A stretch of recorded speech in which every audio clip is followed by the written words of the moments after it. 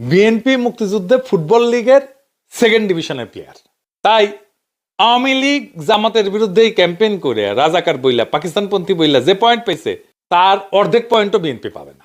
BNP Awami লীগের ফেলে দেওয়া অকার্যকর অস্ত্রকে দিয়া জামাতকে ঘায়েল করতে পারবে না, লিখে রাখতে পারেন।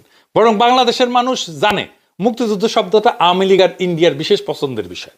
রাজাকার বা পাকিস্তানপন্থী বাংলাদেশে কোনো গালি না। আর কাউকে মুক্তিযুদ্ধের বিরোধী আর পাকিস্তানপন্থী বলা মানে সেই দলের গায়ে সাচ্চা ভারত বিরোধী শক্তির ছাপ্পা মাইরা দেওয়া।